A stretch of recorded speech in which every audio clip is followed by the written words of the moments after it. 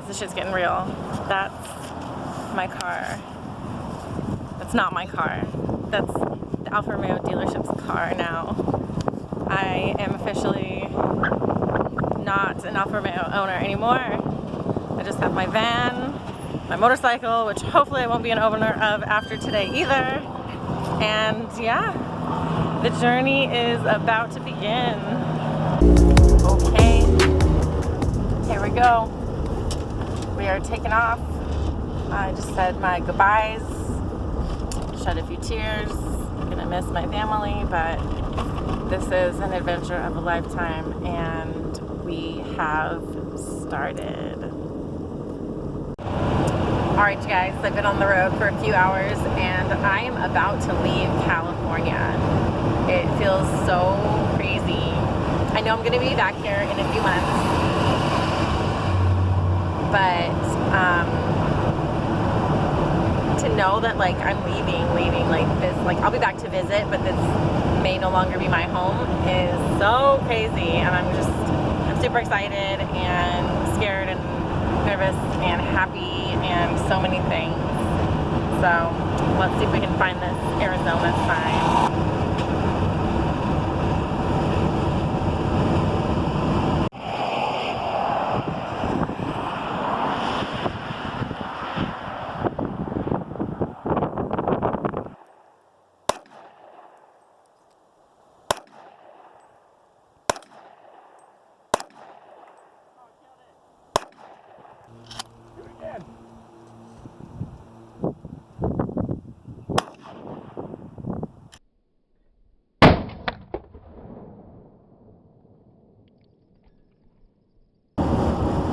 So we're on the road to Colorado.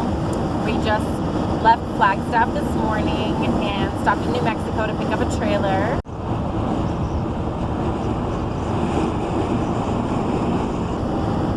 So that we can put a motorcycle in the back of this van here. So you guys should see the scenery here. It is gorgeous. This country is beautiful, especially when you get out of the big city. Like as soon as you leave California, it's just gorgeous.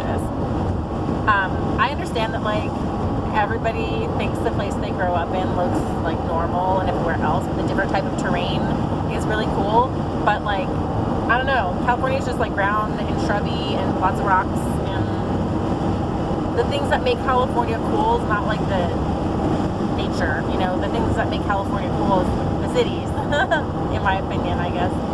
So being out in nature in other places is just really, really cool. I love the sky is different, the clouds are different. I know it sounds stupid, but like I don't know if it's because of the smog or what, but the sky is so pretty. It's so blue and the clouds look fluffier and it's just so gorgeous out here. So just really enjoying this drive. Yeah, I'll catch up with you later. Made it to the next destination. So last night was probably the scariest driving experience I've ever had. So I was driving from Flagstaff, Arizona to New Mexico to pick up a trailer, and then to Colorado to pick up my travel buddy. And from between New Mexico and Colorado, I was on this little tiny windy road. Well, it wasn't little tiny, it was like 2 lanes, but it was a windy road through the mountains, and it started to snow. And I bought new windshield wipers before I left, which was such a good idea. I'm so glad I did that, except for like it didn't really work because the snow started sticking to them and it was like freezing on there, and there was nowhere to pull over to clean them off. So it started snowing so hard, you guys. So my ex lives in Colorado and I spent a lot of time there. So I've driven in the snow. I know how to do all of that, except for in this van, steering is a little bit sloppy. It's like a little squishy.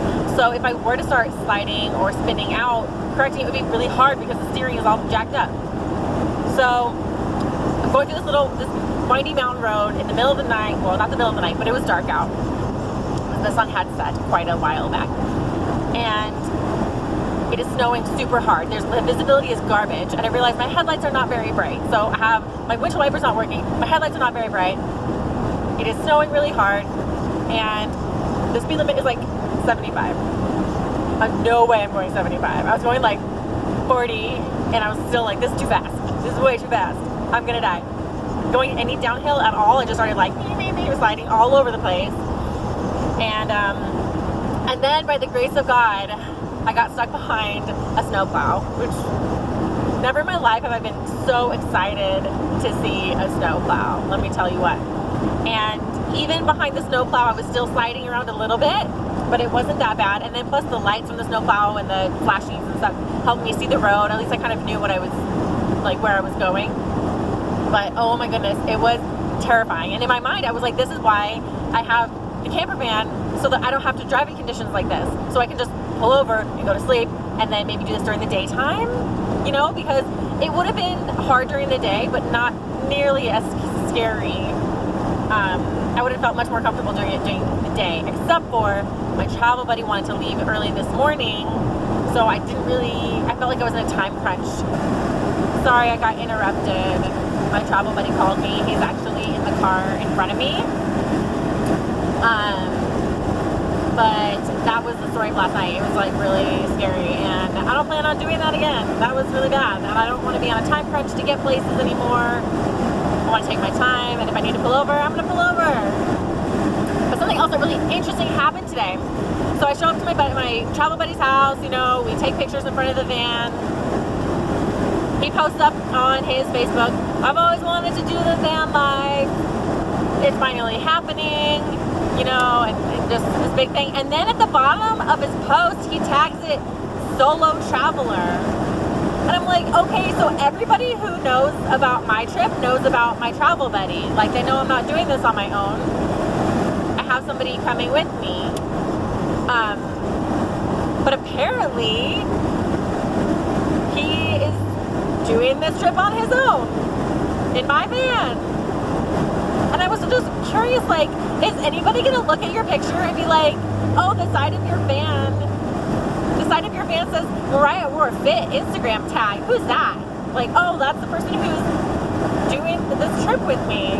Hashtag not a solo traveler, right? Oh, this just really hurt my feelings. I need to vent about it, and I'm gonna vent. And maybe he'll see this video, maybe he won't. He probably won't, because I don't think he cares that much.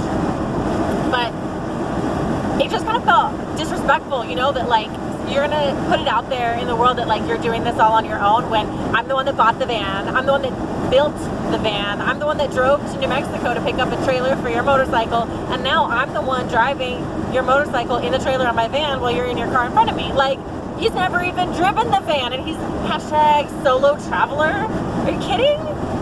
It's just, it makes me want to become a solo traveler, is what it does. And I know I'm gonna get over this. But man, I just really felt slighted, you know, and bugs me a lot. There's my vent. So anyway, things I learned yesterday. I need new headlights. I need new windshield wipers, because even though I bought new windshield wipers before leaving on this trip, I lost one during the snowstorm yesterday. The snow's built up on it and it went floop and it flew off. So it's time for new windshield wipers again. My tires are good, but I definitely want to pick up some chains just in case something like that happens again. And